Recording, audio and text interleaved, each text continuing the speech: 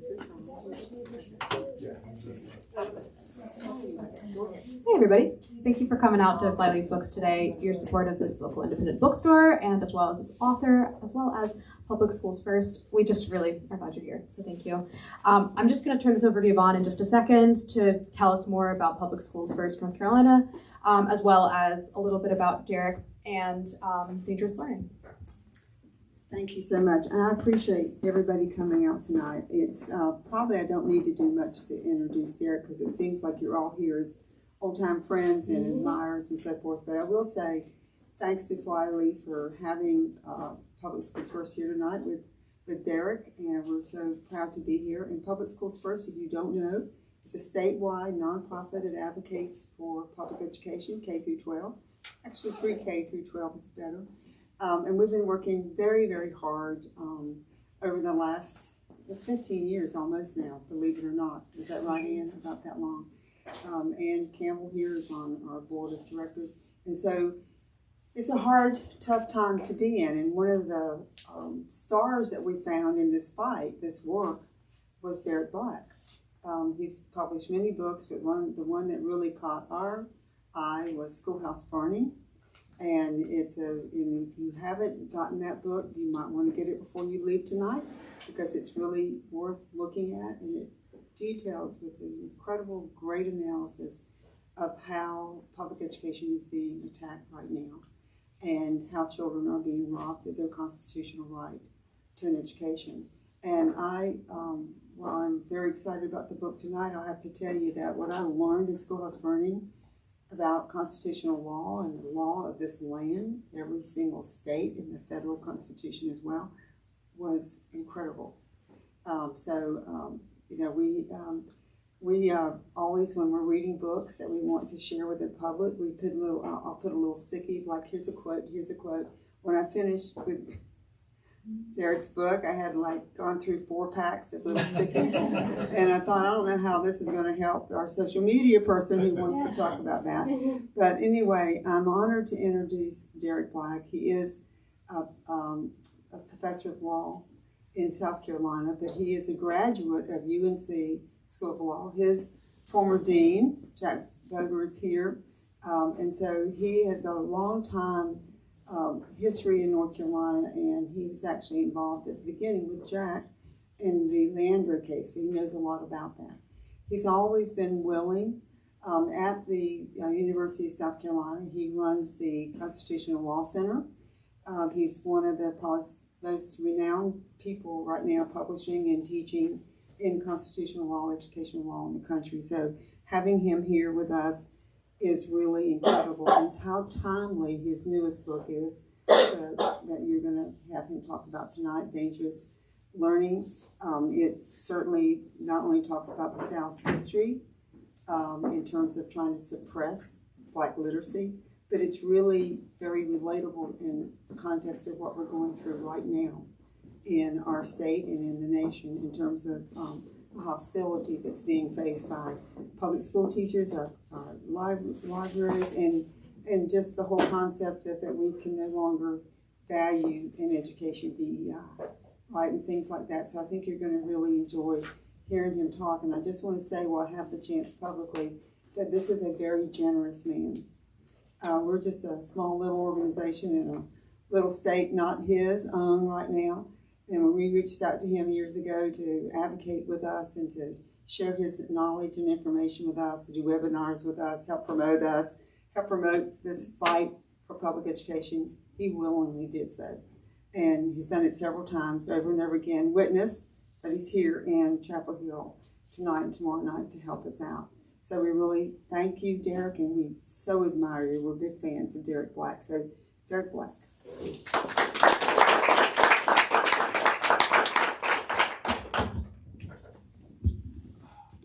Thanks, Yvonne and Heather, for I don't think that they're the lucky ones. I'm probably the lucky one. Can you hear me?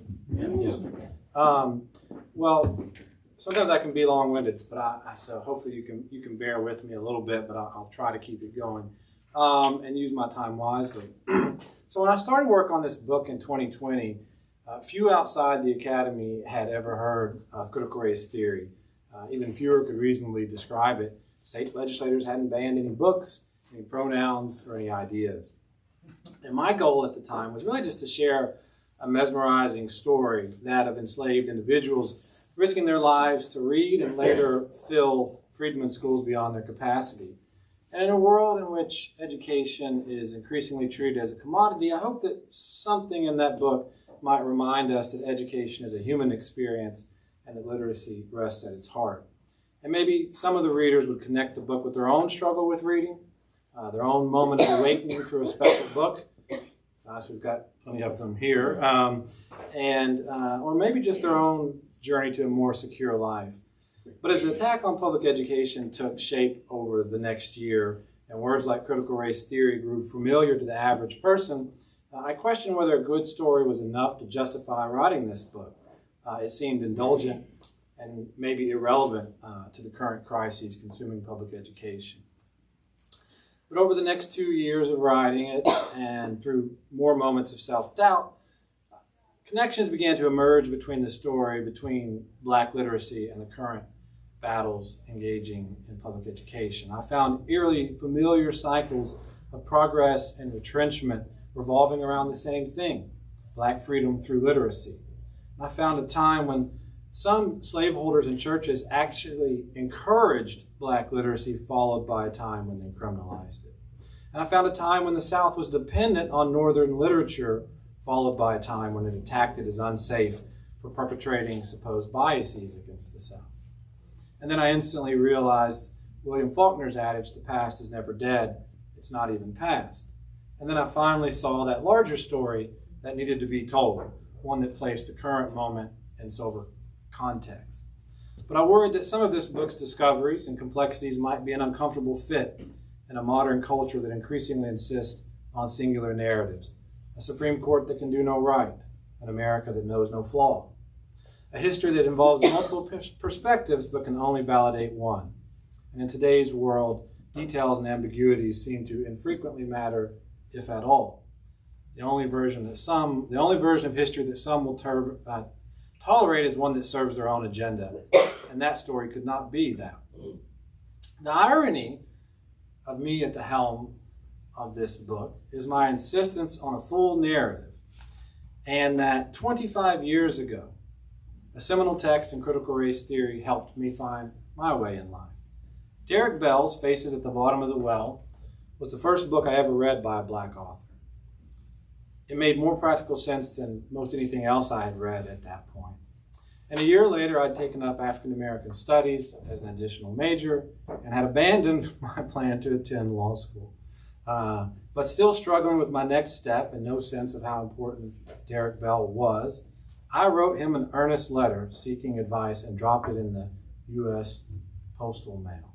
And he responded to not one but two of my letters, offering insight, encouragement, and finally a free copy of his book, Confronting Authority, which helped me find my way back to law school, to this law school, but with a new goal.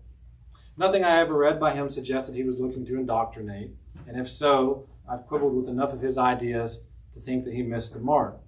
But I can't project where I would be today had Derek Bell not written Faces at the Bottom of the Well. Had I not read it, or had he not been gracious enough to give his time to a random pen pal like me. And I shudder to think of where silencing the work of people like Bell might leave us. But the lessons I hope my book makes clear are the danger of silencing the opposition and the folly of painting with brushes so broad as to hide the truth. And I hope that the story in this book bridges some divides. It's at once distant to someone like me, a boy raised in overwhelmingly white rural foothills of East Tennessee, and yet it resonates. It is inseparable from public education in the South, my public education. What I called in my last book, the intergenerational inheritance that we all share, and one that's crucially important for kids like me who never could have hoped for an inheritance in the literal sense. Bringing together the threads of slavery, public education, and the current racialized debate surrounding our schools serves to reinforce our common interest in preserving our shared inheritance. And if read with heart, I think this story has the power to connect people on a fundamental level. The personal stories of enslaved people's journey to literacy, as I have pondered them, are the nearest thing we have to a holy testament to the intersection of literacy and humanity. So let me focus on a few themes real quick. Well, not so quick, but the thing that first drew me to this story, of course, was literacy as the fulfillment of humanity. And that connection explains why public education so quickly became a constitutional priority during Reconstruction. It explains the secret schools during slavery. But what I came to appreciate in searching for those schools is that education and literacy served many different functions for Black people. It was, of course, a tool for physical freedom, for information gathering, for social standing, and economic leverage. But it also freed people's minds. It took them to places beyond their master's reach and transported them to worlds and ideas where they could be something other than what the world imagined them. Though most of these stories may seem far removed from our reality, they should remind us that the first freedom lies not at the ballot box, not at work, not in a red state, not in a blue state, but inside the spines of books, inside the doors of schoolhouses. And if that is freedom's first line, if that is the key to expanding our humanity, we must defend the books. We must defend the freedom to read them. We must defend the public schools. And in our daily lives, we should do everything we can to bring stacks of books to children, to inspire them to cherish them the way many of their forefathers and foremothers did. It is beyond us to know what might or might not become of a child when we afford them the freedom to read. Reading is ultimately an act of becoming, of self-realization and mental autonomy that's nearly impossible to have through any other experience. It doesn't involve the overbearing parent or a teacher imposing a worldview on a child. It doesn't even involve the overbearing author, because in the quiet of one's own mind, the child is free to disagree, to reject, to argue back with no fear of repercussion, no fear of being wrong. Black people left decades of stories of how books allowed them to escape to freedom, to ascend to another mental state without setting a foot off the plantation. The book's second theme, of course, is how literacy propelled physical freedom and citizenship. You see it most clearly in the lives of Denmark Vesey, David Walker, and Nat Turner. Denmark Vesey never becomes the man who could preach a liberation gospel, never becomes a man who could leverage congressional debates into local activism, never becomes a man who could call on the morals of the classics, a man who could reinterpret reality, post letters to foreign leaders, imagine and inspire a path out of slavery for a whole class of people if he wasn't literate, if he wasn't living in a southern city awash in literature, or if he didn't dedicate himself to 2 decades of serious reading. And even in his final moments on earth, literacy allowed him to defend himself in court and challenge South Carolina to live up to America's foundational ideas and rights, though they faltered. David Walker, another major protagonist in the book, could never have formed relationships across a vast geography, could have never engaged in a national debate over colonization, and most importantly, could have never authored the most radical document in Black freedom that anyone in this country had ever seen if he wasn't literate. His skills with the pen were so audacious that many rejected the idea that he had even written them. It was a ruse, they claimed. But when the facts proved undeniable, they also proved that the white myths about Black people were wrong. With the pen, he shattered the idea of Black inferiority, standing intellectually toe-to-toe with the likes of Thomas Jefferson and coming out ahead. He reached deeper into the heart of Black America than any other man, white or Black, had managed before him, and probably deeper than anyone who followed him for several decades. Sitting at a desk in Boston, he achieved something whites never contemplated.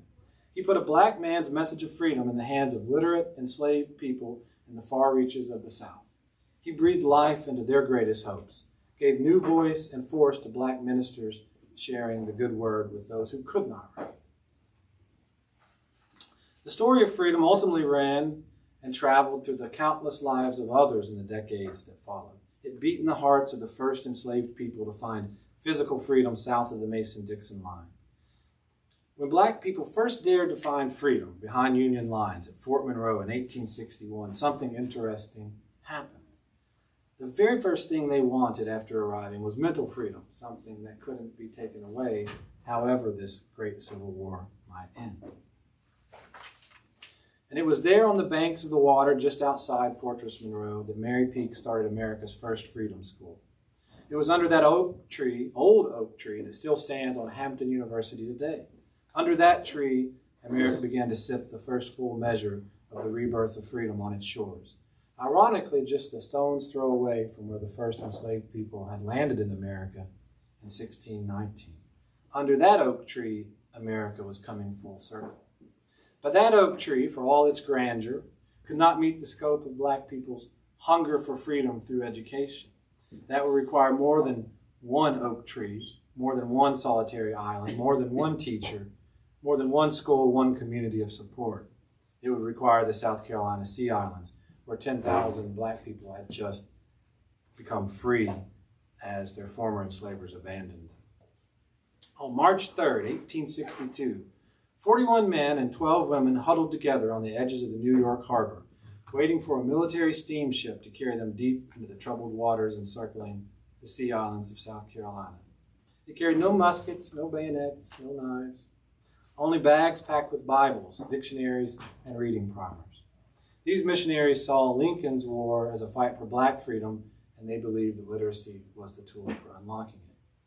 They boarded the Atlantic on a promise that they could participate in an experiment to test black autonomy. And when they docked in Beaufort, South Carolina, probably better known as Hilton Head to some of you, on March 9, 1862, Brigadier General Edward Pierce greeted them with a speech, saying, "Never did a vessel bear a colony on a nobler mission, not even the Mayflower.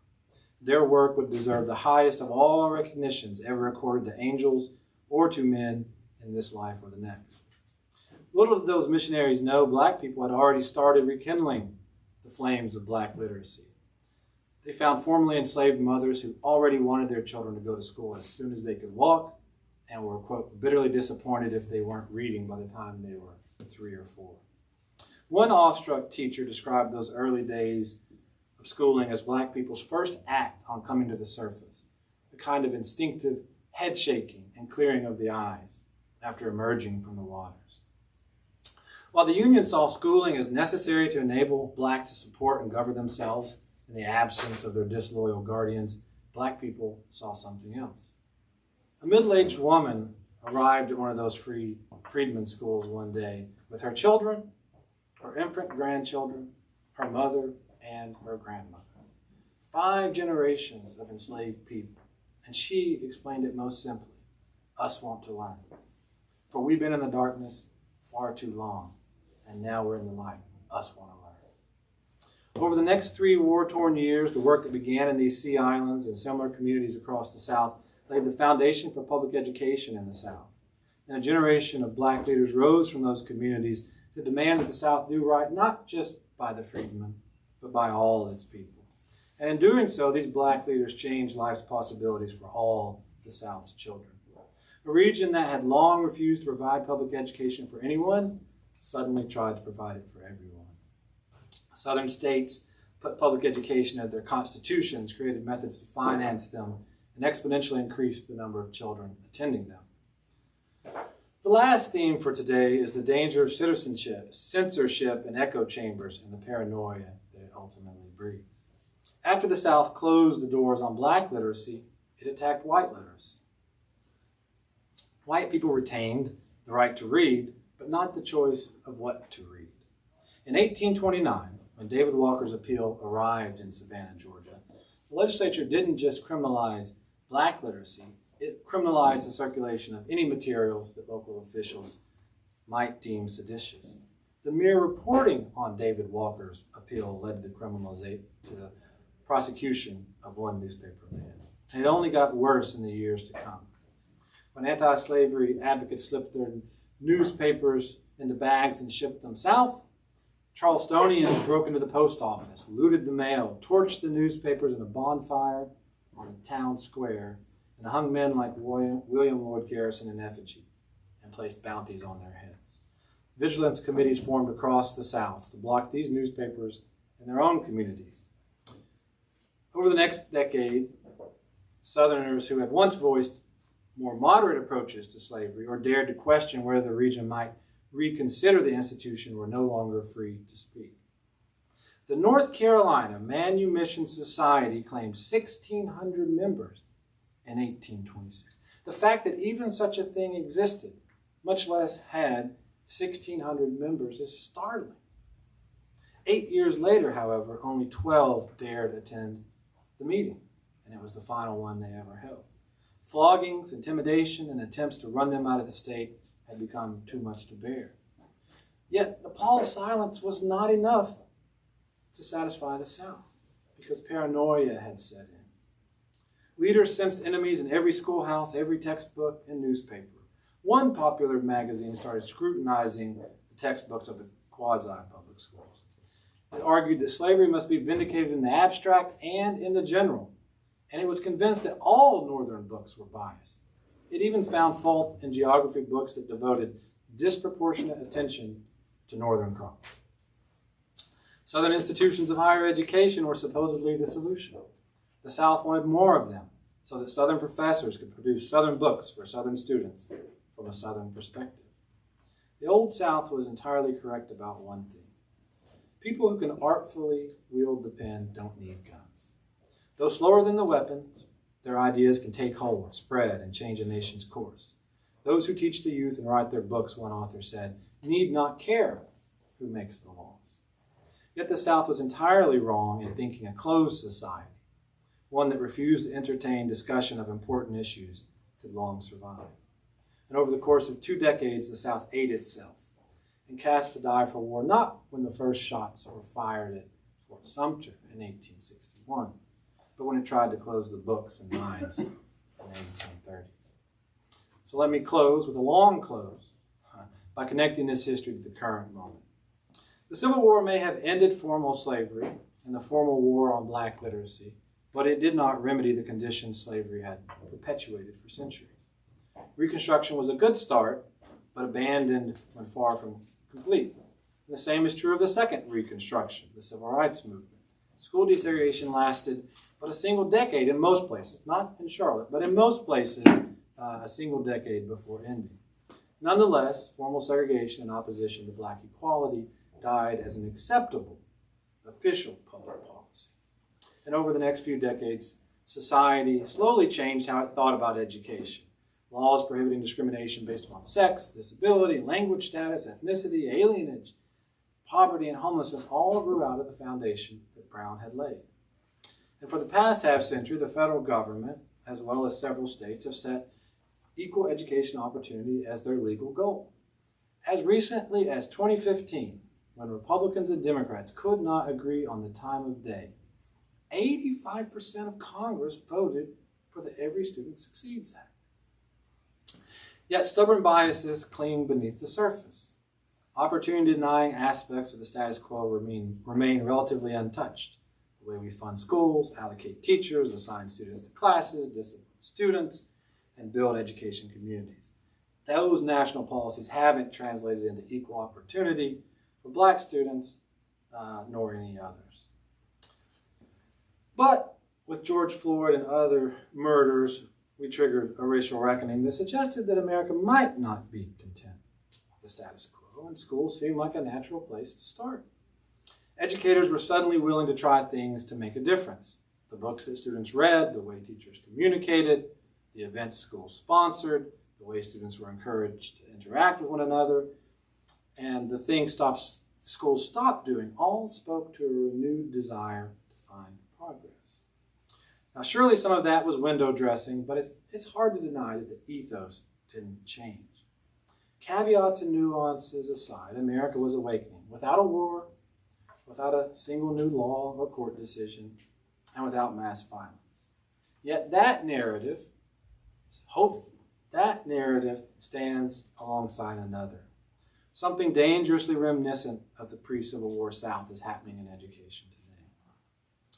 The paranoia over critical race theory, socialist teachers, groomers, and DEI resembles the South's paranoia over Northern textbooks, Northern teachers, Northern universities, Northern popular literature in the decades leading up to the Civil War. Today's insistence that teachers are making students uncomfortable, right, and painting white people as irredeemably racist sounds a lot like John Calhoun on the Senate floor giving speeches about how abolitionist literature was injuring Southern pride and character.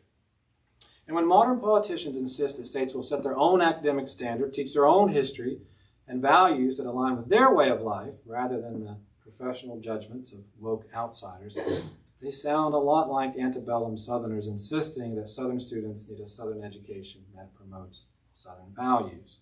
When states and school boards ban books from libraries and threaten legal consequences for teachers who say the wrong thing, their tactics resemble those of Southern states that banned abolitionist newspapers, pilfered mail bags for offending materials, and ran people out of the state. The call to return education to the states and the decimation of the Office for Civil Rights 48 hours ago reminds me a lot of massive resistance. And also returned is the Southern fascination with privatizing education.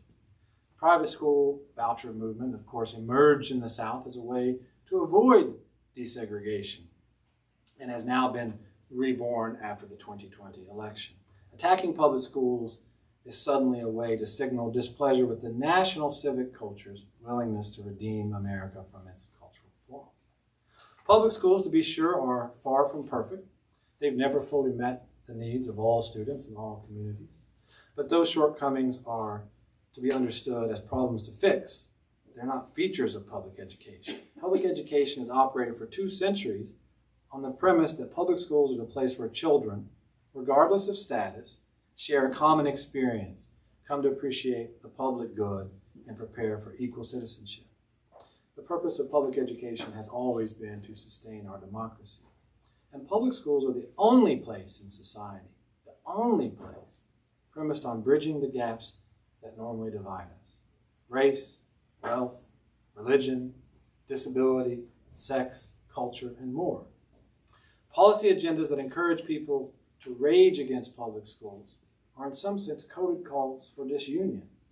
Now, voucher advocates probably don't see their actions that way, but their policies would undermine a foundational pillar of our democracy that has long worked to bring our union together, and at a moment when our nation desperately needs our schools to serve that function. Many states and their policies seem entirely disinterested in that goal. Repeated over decades, talk of disunion has a corrosive effect. Even if more subtle, disunion-like politics in the very field upon which we have built freedom and democracy is corrosive too. The current movements against public education, if they fester long enough, may undo what has brought democracy together. Public education has long been described as a 4th branch of government, one on which the others lean.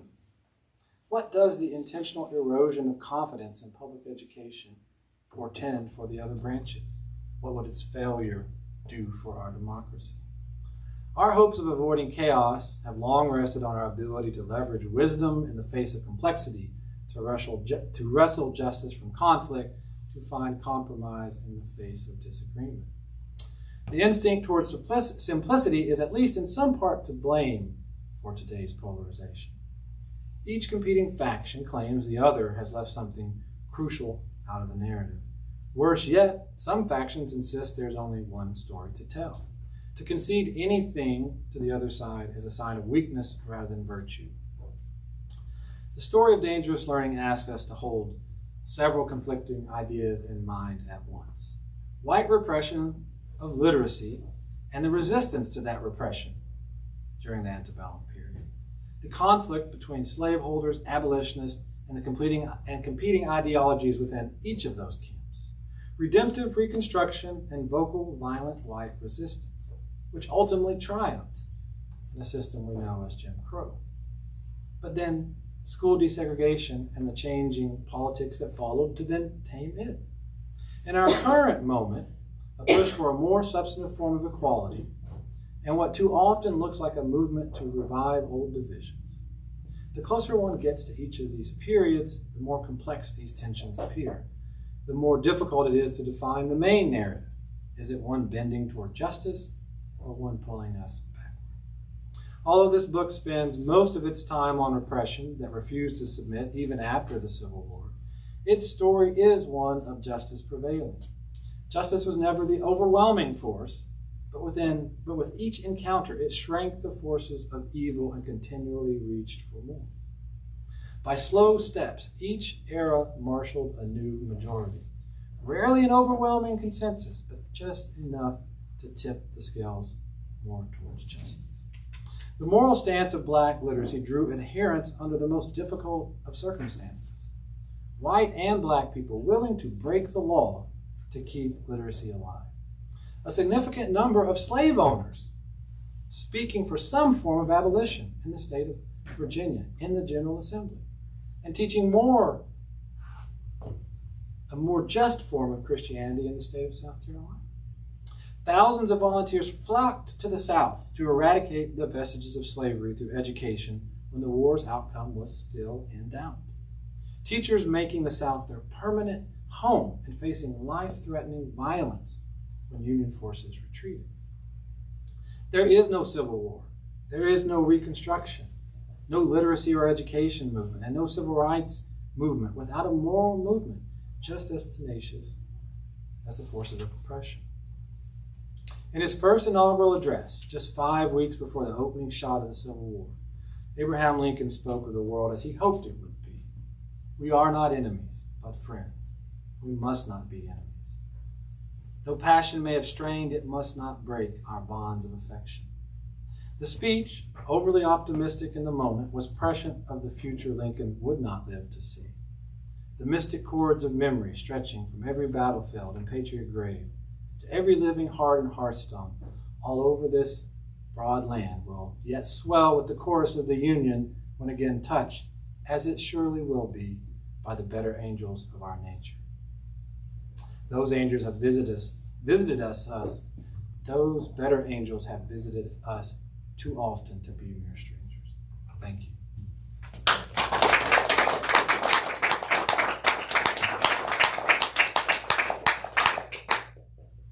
And if there's questions, I'm happy to take them. If not, I'm happy to go eat dinner.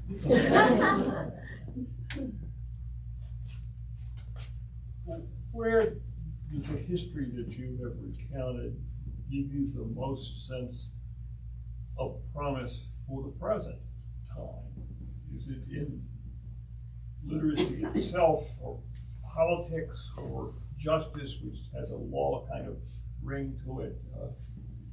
Yeah, I don't, I've done a lot of, I've gotten asked a lot of tough questions over the last 8 weeks by liberal arts folks. They tend to ask better questions than I can think of myself. And so I sort of kind of struggled, to be quite honest, to find that. Because again, this book started and finished, half a year ago, and a lot has changed in just the last 8 weeks. But, as I was sort of forced to reflect on the moment, and as I said, right, it was only with, the forces of certainly we don't desire bad things. But there is an irony, it seems to me, that had the South not been so dead set on stopping black people from reading, that the public education movement in the South may well have been delayed for decades. Because it was the repression of 3 decades that made it the forbidden fruit, that inspired 5 generations of people to show up and force public schools into existence. Probably none of us feel too comforted in the current moment, but I think what is happening, I know what is happening is having a profound impact on young people right now. I know it is. I mean, I hope I live to see the fruits of the results of the trauma that they're experiencing. I hope it isn't, when I'm in the dirt 30 years from now, or maybe 40 years from now. But I think the evil that is being perpetrated on them will produce a different response, just as it has through all those other periods. Which is why I say it's very hard to define the narrative as we sort of bounce back and forth. But in part of this, well, let me say, I say at some point in this book, the punchline is not that we're going to have a civil war, in case you thought that might be. The South is so much more diverse than it was. I mean, the people that are being targeted are next door neighbors now. They're not distant Northerners, right?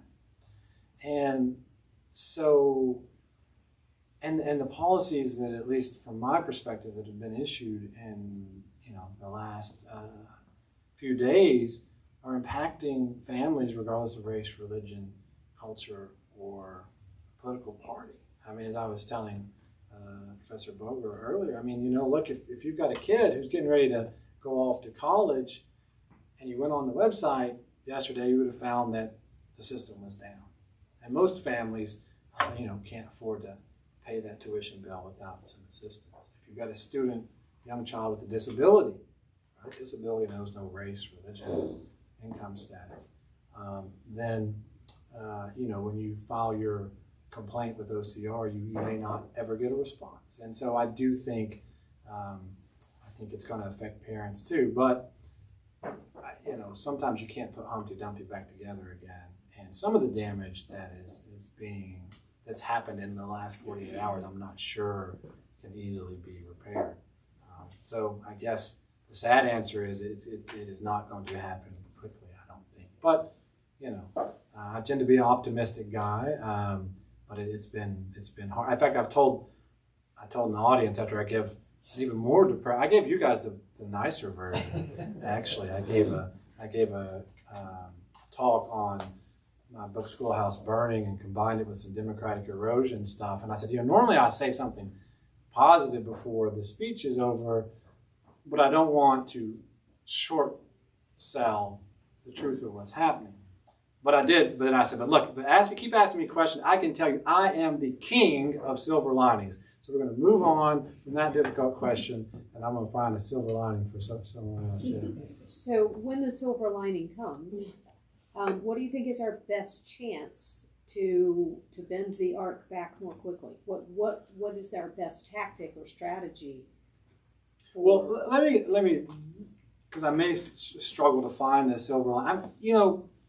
8 weeks ago, when people were responding with lots of angst, I said, look, I try not to be overly dramatic about what's happening. And I said, look, if you read the executive orders closely, they're not actually, at least in education, they're not actually doing anything. It's telling the president's people to think about doing stuff. And the president's can, of course, order their staff to think about stuff, right? And it would say, do only what you can within your statutory powers, which I saw as a silver lining. It's like, after in the first couple days of cutting funds, USAID and others, I thought there's no limit here. But a week, two later, he's kind of acknowledging that there's a rule of law. That's a silver lining. You may not like what's happening, but he's acknowledging the rule of law. But then when they fired half of the Department of Education staff the other day,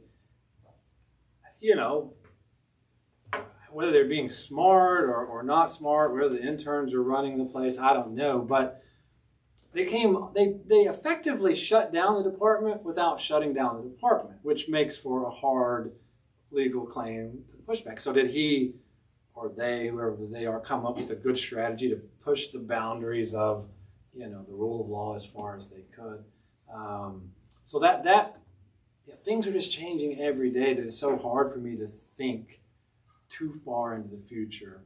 And gosh, this isn't going to be the day of silver linings. We really are at an inflection point on the education side of things. You can't push democracy aside. But as I consistently tell people, if our public schools become the places where only poor children go, the public education project is over. It is over. It will not come back. I hate to say that, but I don't think it'll come back in my lifetime. And there are some people that are playing with fire that don't appreciate that future might be right ahead of us, and so they're willing to vote for things that are very harmful And so I don't know. I mean, I'm struggling to give a good answer because just how troublesome the final days have been. But with that said, now I'll find that look, I think we have to maybe answer your question. We have to tap into the thing that connects us. And I've got another book proposal out, and I said, look, the stories that we tell about public schools have always mattered. They've always mattered to democracy. They've always mattered to communities. Notwithstanding all the terrible parts of that history, it's always mattered. I said, just imagine for a moment, right? The 80-some-odd-year-old white man who went to a segregated school, never attended school with a black student. He is still connected to the 16-year-old black girl playing basketball on his high school team. There's something that connects them. If we're talking about Thomas Jefferson High School and Virginia, it's what it means to be a Titan. I don't know what a Titan, I don't know what a Tar Heel is, really. I mean I do, but I mean, like there is something about the human experience to which we connect ourselves through these ideas, through these legacies, even as we come to them from different places. So I think it's part of tapping into that which connects us rather than that which divides us. So you see it as more of a reknitting of society versus let's take them all to court. Well, I think we have to go. I think we have to go to court. But I mean, if what we want is a long-term difference, and I've never came back to Lincoln's quote a second time in one talk. We must be friends. We must. These communities. I mean, we've got to. We should let an educator leader speak to this. But look, these schools don't belong to one party. They don't belong to one race, right? And so there is enormous capacity if we begin to build back on that. And the problem is, and that's I think the cultural problem is that some people who are playing with fire don't realize that they are attacking the sort of fundamental thing that binds communities across churches, across socioeconomic status, across wealth. And I know we've got segregated schools. I'm not saying that, right? But that we don't. But they really do connect communities across generations and across divides, and they do have the capacity to bring us together. I mean, I know that you guys have some partisan school board races here in this state, but it's no accident that most school board elections in the United States of America do not have D's or R's next to them. No one asks. No one cares. Because what we want to know is the school going to be open? Is it going to feed our children? Is it going to move them towards college? And what has happened is that because it is that sensitive place in our communities, it's also a place where you can create outrage.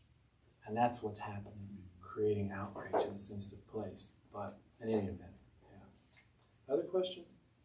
I would just reaffirm, I think you're right. I think the moral connection, the purpose of schools, that's something that, in my space, I see students talk about all the time. I visit a lot of various high school student organizations, and there's a lot of conversation and debate going on about right and wrong, and being more involved in society and not just focusing on TikTok and social media, which has been a significant shift in my experience, because there was a time when you would see a lot of children and like they just weren't involved. They weren't focused on the broader aspect of what it means, to be an American. You talk about David Walker, and I think one of my favorite quotes of his is that America belongs to everyone who helped build it, right? And I think students have a really, strong sense of that. And so my silver lining is that perhaps, because of the General Assembly, someone who is old as I, have a position, would I be willing to sacrifice my family for, the various, executive orders? But I'm gonna tell you, students just don't care. And that's kind of like that's what the history has been. If you look at the civil rights movement and where you got some of the most robust responses, most salient responses, it's from children who kind of stood up, and parents who, you know, pushed their children out there in many ways. You think about the first Black student who integrated schools in Wake County. You know, parents pushed them out there to kind of deal with some of the challenges of the day. So for me, that's a silver lining. And you know, the interesting thing is I think it crosses barriers. You say schools are segregated, still segregated. But even in those segregated spaces, the conversations are similar. And, you know, one thing that we do in Chapel Hill Carver is we create space and opportunity for broad swaths of kids to come together and just kind of talk about what's going on in the world. So, I mean, that's the silver lining that I see on a daily basis. You remind me, this will partially reflect poorly upon me, but I'll tell it anyway. Particularly since we're in chapel, I remember, I was in South Carolina at the time, when, let me finish the story before you think poorly of me. But, so when the Chapel Hill students started complaining about the names on the buildings, I'll have to admit that in my office, I sat there and I thought, these silly students, don't they have anything to do? It's like, we've got real problems. And they're walking around Googling names on the side of buildings in Chapel Hill.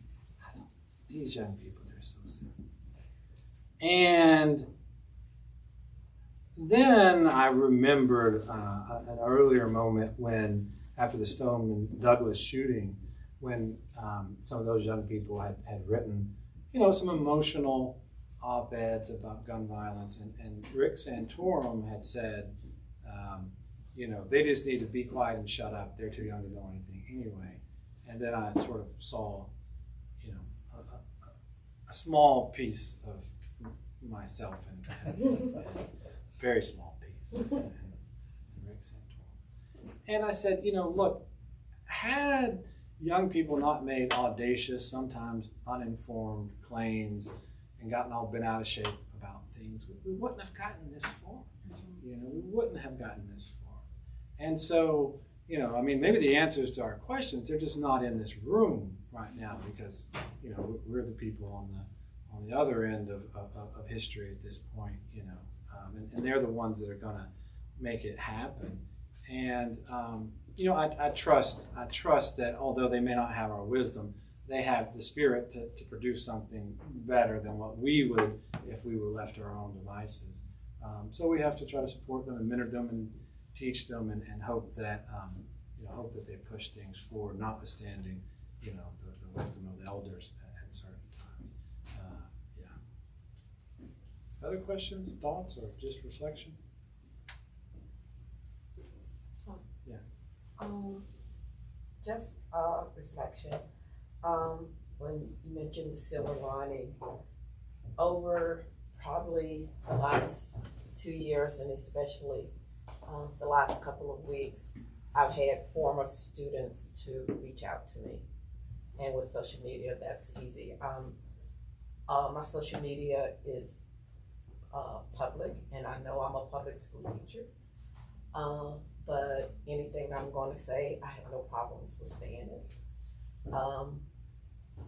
So I have students to reach out to me, and everything from thanking me for the way and what I taught in the classroom, to can you recommend some books, some references, some sources to go to. And initially it didn't seem like a silver lining. My plans was to retire next year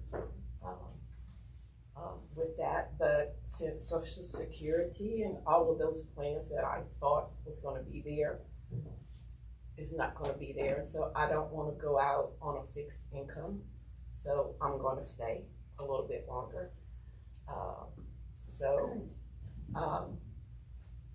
And initially I did not think that was a silver lining, but I know that when I leave my school, the likelihood that a Black teacher a black female teacher would take my place is probably 0 to none.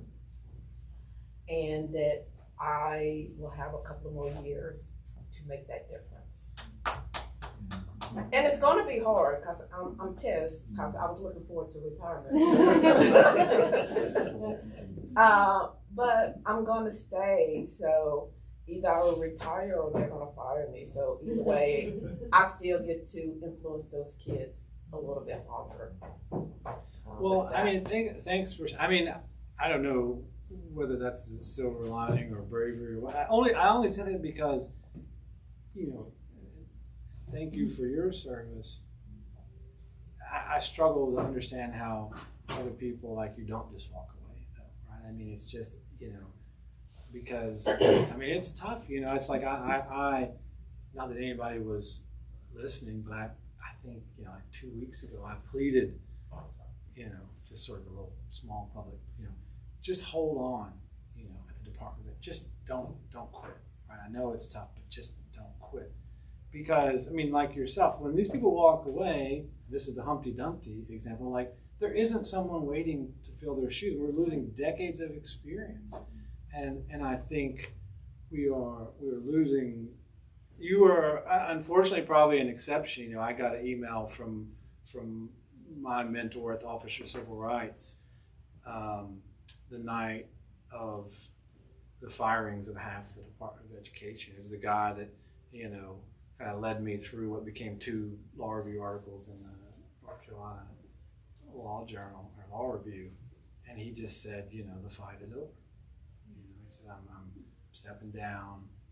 You know, there's nothing else I can do. I'm going to spend 2 weeks with my mom and move. And he was not ready to retire, such as yourself. You know, and so it's just very hard when you sort of have these sort of ivory tower conversations, you know, to account for the real human trauma that people are going through. Right? Well, I cannot imagine that being. I think part of it, as my middle daughter always referred to me because I'm a baby boomer. She always, and I gladly accept that. I am a baby boomer. I had 2 parents that did not graduate from high school, and I was brought up that we knew that education was going to be the thing that was going to save us. That was so drilled into us. Yep. Absolutely. We were all 4 of my mom's kids were going to graduate from high school. No exception, that was it. So, and to live that experience when you know what education means, I have no other choice but to stay. Because knowing the past, knowing the history, knowing what others have done before me, this inconvenience, and it is an inconvenience, I will get through, but compared to what others went through, I'm good. I'm still going to be pissed, but I'm good. I'm good. I mean, I will make it through, and I will continue to teach the way that I teach and do. Like I said, and either I'll retire or they'll fire me, one of the 2. Well, I have a small reflection after reading all the books and seeing lots of things, and I keep wanting to, and I am a survivor of a lot of the things you're talking about as well, but one of the silver linings I like to keep thinking about is that the injustice at some point will create enough resistance and pushback and fight and so forth that we will be able to see this turn around. Now, Derek has his nerve talking about in his lifetime when he's not in our age bracket yet. He's not in our age bracket. Okay, so we can really talk about not in our lifetime, but I have got to cling, and I will, to the fact that I hope that the same spirit that we saw in this book of people who said, I'm not going to let you take away my right to read and to think and to be a human, to be fully actualized as a human. And that fight that was so, it was secret at many times, as Derek talks about in the book, it was public sometimes. People were murdered, people were punished for demanding their humanity. And I have to believe that that spirit is in all of us, and that it may take a while before we have enough mass, a group of it. Reverend Barber, who I respect and love, has been trying for a decade to get young people more engaged and involved. I think he picked up on this. We need the youth movement. We need the young people's lack of fear, and sometimes ignorance about things. So I'm hoping for that too. But I also am thinking that Derek said something in an interview I watched, and again he said it tonight. I think I'm going to start really honing in more in the fact that we've got to get politics out of public education. We do a lot of educating around the impacts of different things, but I think we need to start talking more and more about that. Yes, I'm a crazy left-wing Democrat, but that has nothing to do with the right of my citizens, my community to have an education, right? And I think that we need to just start talking about that more. You know, that we've let politics and the politics of parties get so involved in how we run our schools and we're educating our kids. So I don't know, maybe that's my silver lining. What do y'all think about that? Yeah, I was going to respond to that, and then we'll come to you real quick. I mean, I will say, thinking forward in my lifetime when things come back around, I mean, I would say, and I think we have to have a generous spirit. I mean, I will say that, yeah, I have some criticism of the left in this book as well. Mm-hmm. That maybe we or some of us were a little bit too righteous. Yeah. Righteousness does not breed community. And, you know, I think the remarkable thing, we'll just look to them as an example, you know, black people ran the state of South Carolina for 8 years after Reconstruction. And if there was anybody who's, you know, ever lived through an experience in America that kind of had the right to be vengeful, kind of had the right to lash out, it would have been them. But they didn't. And I'll leave you this one story. We're going to get to, and then we'll get to you, lest I ramble on. Jonathan Jasper Wright came to South Carolina in 1863 from Pennsylvania. He'd been studying for the bar in Pennsylvania. He left to come teach in South Carolina. So he spent 3 years with the freedmen. So he knew, he saw the effects of slavery up close and certainly suffered his own barbs. He became the first black lawyer in the state of South Carolina and was put on the South Carolina Supreme Court in 1870. And a claim came to the South Carolina Supreme Court in which the freedmen, he may have even known the men's names that filed the complaint, asked Jonathan Jasper Wright and the South Carolina Supreme Court to issue reparations for the harm that they had suffered. And I don't know whether what Jonathan Jasper Wright did was right or wrong, or the point is I struggle to wrap my mind around the fact that Jonathan Jasper Wright issued an opinion denying reparations to the freedmen that he'd lived with for 3 years because he said the rule of law won't support the claim that he gone through. The point of all that is that, I mean, my goodness, you would have thought that black people and formerly enslaved people would have been less generous. I mean, they were incredibly generous. So if we ever get back to a point soon, I think we might think about generosity. Now, that didn't create community, to be clear. That didn't fix the community. Their generosity came back to bite them in some respects. But if we have any hope of sustaining our public education communities, I think we have to be generous to one another when we get back to that point. Yeah. Few questions, I guess, / observations. One, how do we realistically decouple politics from education? Because an education is the source of power. It's the source of upward mobility. It is the bootstraps that we tell everyone that they need to pull themselves up by. So I personally have always felt that public education is specifically politicized as a power play to ensure that certain demographics do not have that upward mobility, that social mobility that having a strong quality education provides. So if that is true, how do we realistically decouple politics from education if education is the source of power for people who in our society, in our communities, have been historically powerless? And the second piece, the second question, you had spoken a lot about, sorry, it literally just flew out of my head. But you had spoken about rebuilding and where we would be potentially at the end of this.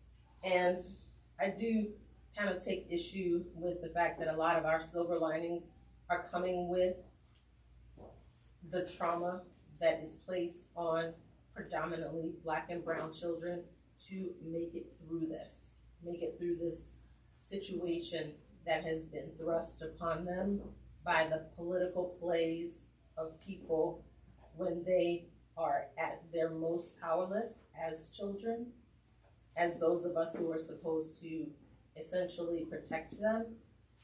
But I think it's arguably a testament to the strength, unfortunately, of the lost cause movement, because it can be said that the time that we're in now is a resurgence of that same movement, which means that the sentiments of that movement originally never died because we never really addressed it, we fought it. And so a lot of what you're saying, I agree with and I believe in, we do need to fight it.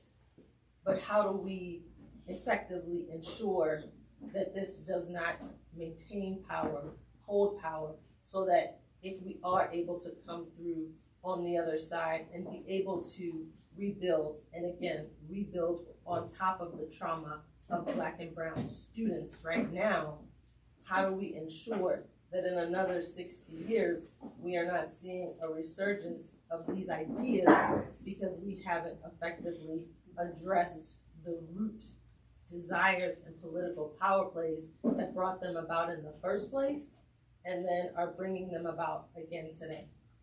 Yeah, there's a lot there, and I think I agree with 90% of it. And the part I disagree, I don't claim to have a corner on the truth. But, I mean, look, first I'll say, and I said this routinely and regularly with schoolhouse burning, I've never, although I'm against privatization of education, I don't think charter schools are a good idea. I've never said in judgment of Black families who say, you can say what you want to, Derek, but I've lived in a community for 200 years in which Black and brown children have never been fully served. So if those families feel compelled to take a voucher and try something, like, who am I to say otherwise, right? Like, they have been traumatized and their families need answers now. They don't need answers in 5 or 10 years. So I think that that's a reality that we all have to keep at the front of our mind. On the lost cause part of it, I mean, I talk about that a little bit in my remarks obliquely, but in the book as well, which is, look, it's, and this is, I think, goes to the painting with too broad brushes, right? There was never overwhelming justice force, and the forces of repression were only strong enough to hold for a time, right? And I don't know which side of history we're really on right now. Is it, as you just, as we both posit, that this is just the beginning of much worse, or is this just the last gasp and death throes of the lost cause? I mean, I don't know the answer to that. But I actually, the part that I disagree with you respectfully a little bit is, and partly it's just because I'm the guy who sees a glass half full and it's damn near bone dry. But I don't think this is what America wants. Now, when I say America, I don't mean 90%, but I mean 60, 70%. I mean, I think what we have is a slice of the lost cause, right? We have a slice of people who just don't want to pay taxes for various reasons, because they have different worldviews. that are dominating the political system. I don't think so. Yeah, I mean, you're right. The lost cause didn't die, and I talk about that existing right next to everything else. But I don't think it's a commanding presence. Right? I don't. I think we're just sleepwalking through history right now. I mean, most people, they just want to get their kid to school in the morning and hope that they can pay the bills. They're not thinking about all this. And I'll tell you this story. Maybe it tells a little bit about the moment we're in. There's another guy named Derek Black, although his first letter is R. Derek Black, and he was the heir apparent to the KKK when he was a young man, and he came out at the beginning of the last Trump election and renounced. He'd been in the darkness. He'd been out of public life for 10 years, but felt compelled to come forward and speak directly to nationalism. And I can tell you when it said, the headline said, if Derek Black renounces, his family, KKK, like some of my friends in Washington, it's like, it's like that's not me. But I connected with him recently, and he said, look, what the KKK or the white national, they understand that they don't have a commanding majority. They're fully aware of that. What they want to do is create two polar opposites to force the people in the middle to just choose a side. They want to create an environment in which that there is just two sides, right? So that the middle can't hold. And I think, so there's some people sleepwalking, and there's some people that have been cajoled. So maybe this far right is more powerful than I give it credit for. But at least so that I can sleep at night, I don't think that it is a majority. And I'll just give you I'll give you three data points as to why I don't think that is so. So the state of Kentucky went to the ballot box in November, and 63% of Kentuckians voted to put Donald Trump back in the White House. That same night, school choice was on the ballot for a constitutional amendment. And 66% of Kentuckians voted against it. They voted against what the far right, they voted against what the billionaires wanted. So in a ruby red state, more people voted against school privatization than voted for Donald Trump. That same night in Nebraska, which was coming on the heels of a legislative session 2 years earlier in which the Nebraska legislature had passed a voucher bill. On that night, 62% of Nebraskans voted for Donald Trump. On that night, 65% of Nebraskans in a statewide referendum repealed the voucher bill that had been passed by their own legislature. In the state of Texas, Governor Abbott has spent 4 years trying to pass the voucher bill. Right? Last summer, he took away summer vacation from the legislature, held them over for 4 special sessions. And who was it that stood in the breach to stop school vouchers, to stop what, the demagogues want? It was the white rural Republicans. They were the ones that voted no. Now, the sad part of the story was that the governor went to 2 billionaires, the state of Texas, and said, we need to primary every single rural Republican who voted against vouchers. They signed the check, they primaried them, and now he says he has enough votes. But the point is I just think there's a huge disconnect, and has been, in the State House from what those people want as opposed to what our neighbors want. I think the American people are not getting what they want. Maybe they should read better, maybe they should vote more smart, but I don't think that they're getting what. And that's not to deny that we still have a lost cause living on with us as well. I think it's a collage of lots of different interests. Well, I've probably taken enough of your time, but I appreciate you coming out on Thursday night.